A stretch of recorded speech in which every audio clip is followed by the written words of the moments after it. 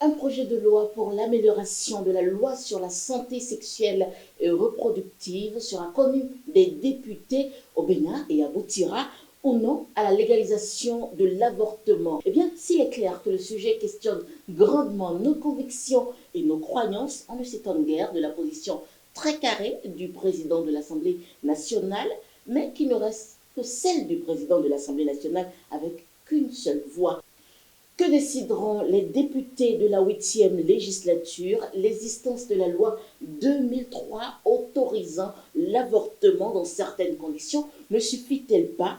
Que sera la principale nouveauté de ce projet de loi soumis par le gouvernement béninois? Eh bien, mesdames, messieurs, c'est le sujet de notre émission Entretien-Analyse. Entretien-Analyse où je reçois aujourd'hui Miguel Pueto, juriste qu'on ne présente plus, consultante en droits humains. Bonjour et bienvenue. Bonjour Pis, Oui. bonjour à tous nos amis qui nous suivent. Alors, Miguel Pueto, l'avortement au Bénin, déjà, ça dit quoi? Et quels instruments existaient déjà pour son encadrement? Merci.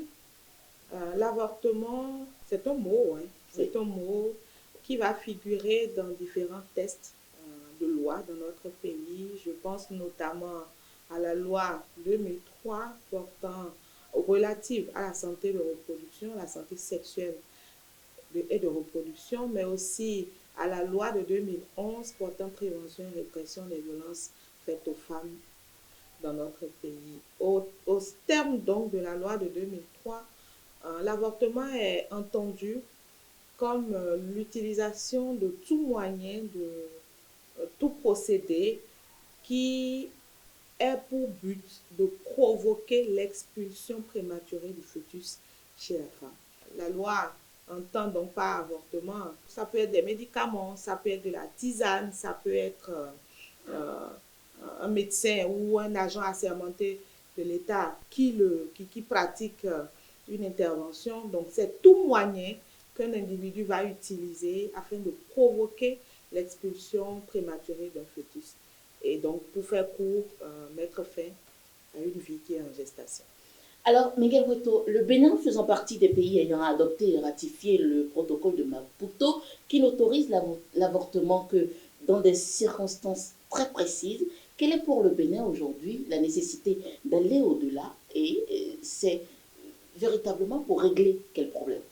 Vous savez que ces dernières années, l'égalité des droits est devenue, ou si vous voulez, beaucoup de personnes s'intéressent de plus en plus à cette thématique-là, l'égalité des droits entre hommes et femmes, et plus précisément l'égalité de droits dans le sens de pouvoir disposer de son corps. Et c'est ce qui amène une frange de la population activiste, évidemment, des droits des femmes, à se poser la question de savoir, mais pourquoi est-ce que une femme qui à un moment donné se retrouve en état de grossesse ne peut pas choisir librement, sans contrainte, de s'en séparer ou de garder cette grossesse-là. Et comme vous le disiez si bien, oui, la loi relative à la santé de reproduction au Bénin a mis un certain nombre de balises, en conformité évidemment avec le protocole de Maputo auquel notre pays est parti. Et quand on s'appuie un peu sur cette loi-là, notamment en son article 17, on peut comprendre que l'avortement, ou si vous voulez, l'interruption volontaire de grossesse, j'aime mieux cette appellation IVG, n'intervient au regard de la loi dans notre pays jusqu'alors que dans certains cas précis. Je vais citer pêle-mêle. Lorsque, par exemple, la grossesse survient après un inceste ou un viol, ou alors lorsque l'enfant qui va naître, il y a un diagnostic médical qui estime que cet enfant est porteur d'une malformation ou d'une maladie grave, ou tout simplement que cet enfant n'est pas viable, ou alors lorsqu'on estime que la vie de la maman, donc de la mère qui porte cette grossesse-là, est en danger. Et donc, vous faites bien de poser la question de savoir quelle est l'opportunité aujourd'hui d'aller vers le renforcement ou d'aller vers une forme de libéralisation. Je mets ça en guillemets parce que, comme je le disais à l'entame, on ne connaît pas encore le contenu vraiment de cette loi. Mais je pense que c'est une dynamique qui va dans le sens quelque part de contribuer à l'effectivité des droits des femmes.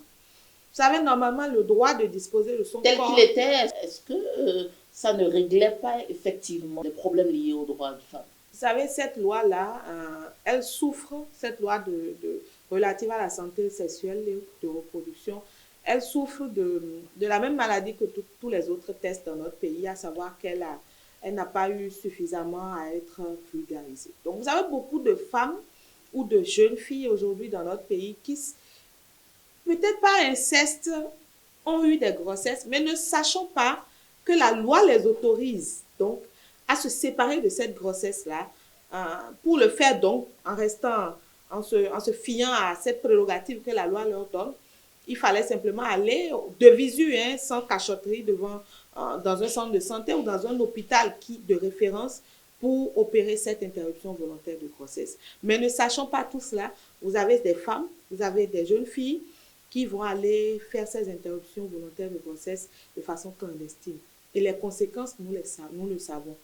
Donc, quelque part, vous savez que l'interruption volontaire de grossesse n'intervient pas seulement auprès des jeunes filles ou même des femmes non mariées. Même dans des couples légalement formés, vous avez des cas d'interruption volontaire de grossesse. Oui.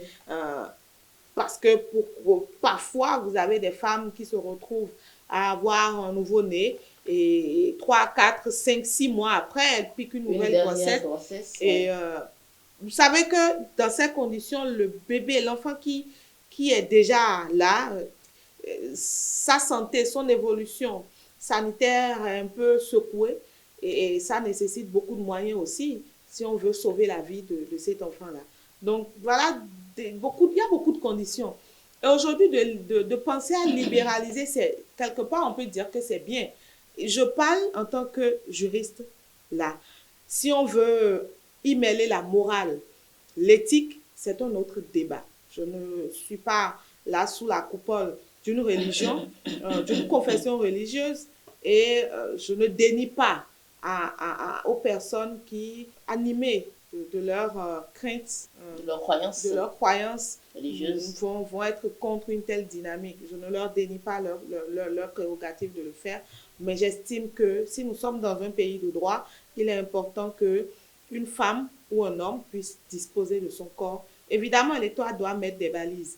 Et c'est là justement où moi j'attends de voir ce qui va être mis en place comme dispositif. Donc, Miguel Cueto, si on part du principe que cette amélioration de la loi existante déjà ne sera autre que le libre accès donné à l'interruption volontaire de grossesse, comme vous dites, on peut dire qu'aujourd'hui c'est une avancée pour le droit béninois.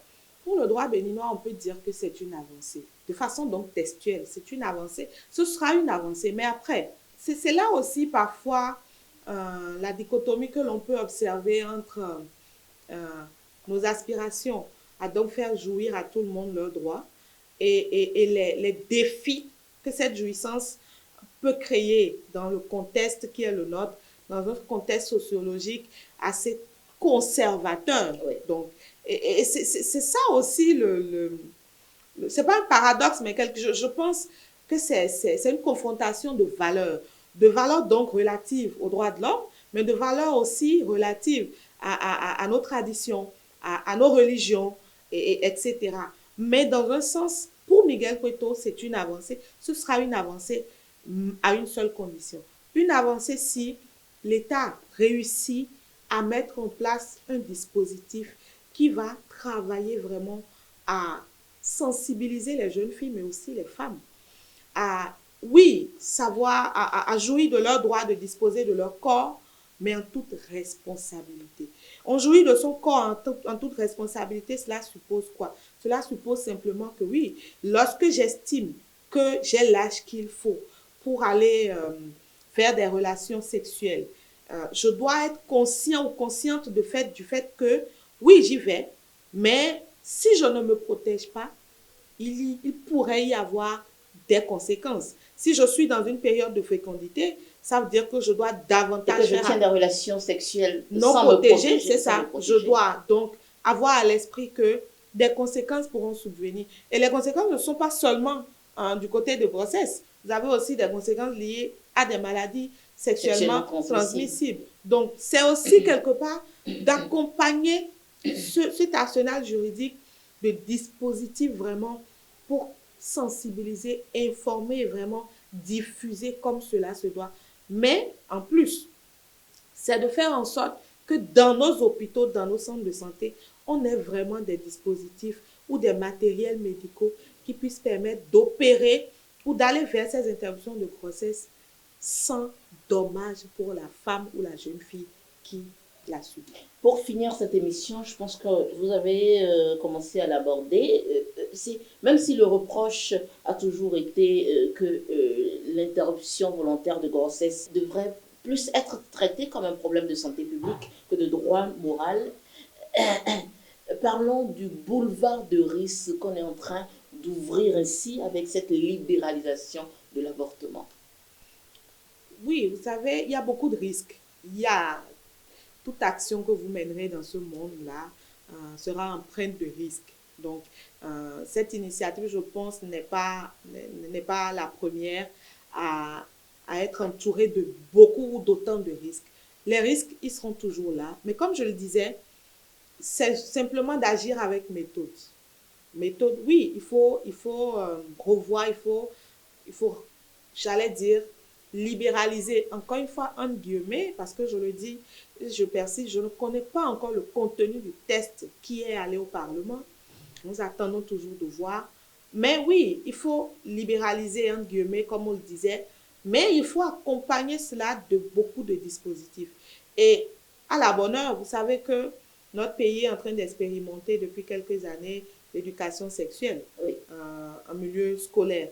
Je pense que tout ça mis ensemble, quelque part, doit pouvoir contribuer à responsabiliser les filles, mais aussi les garçons. Parce qu'une grossesse ne survient pas sans un homme ou sans la jante masculine. Donc, c'est aussi d'aller de ratisser large, de ne laisser personne de côté, parce que les garçons ont un rôle important à jouer dans cette dynamique-là. Oui, on a dit, si désormais on doit libéraliser l'avortement ou l'interruption volontaire de grossesse dans notre pays, il faut que les jeunes garçons aussi sachent que avant d'aller à une relation sexuelle, il faut avoir la capacité de supporter les conséquences ou les déconvenus positifs ou négatifs qui pourront subvenir. Parce que c'est important de mentionner cela. Et comme vous le savez, le risque aussi, il est lié aux avortements clandestins. Oui. Et c'est pour cela que j'ai commencé par dire que l'État a la responsabilité désormais de veiller à ce que nous ayons dans toutes les communes, si éventuellement c'est libéralisé, je veux dire, que dans toutes les communes, on ait des centres de santé qui soient à même d'accueillir des patients de ce genre-là, de leur offrir l'assistance, l'écoute, l'orientation. Vous voyez, quelqu'un peut venir dans l'intention de faire un avortement, et parce que cette personne a été bien accueillie, écoutée, orientée comme cela se doit, elle peut repartir avec cette grossesse après avoir décidé finalement de ne plus aller au bout de son parcours. Donc, c'est important que plusieurs leviers soient touchés ensemble. Si on n'arrive pas à faire ce maillage-là, ça va être encore une fois un échec, une loi de plus, une libéralisation éventuelle de plus, mais malheureusement, les conséquences ou les dégâts que ceci va créer au sein même de la couche femme, jeune fille mais femme, ça va être compliqué. Et je finirai en parlant des femmes au foyer. Moi, j'aime toujours à dire que aller dans un foyer, c'est bien, mais c'est important aussi de connaître, d'appréhender tous les aléas auxquels on pourrait être exposé. Parce qu'en tant que femme mariée, on a tout fait de piquer une nouvelle grossesse. Puisque on est là. Les conditions sont remplies. C'est ça. Donc, elle est là pour pondre des enfants, entre guillemets. Cette stigmatisation-là aussi va faire que ça va pas cesser.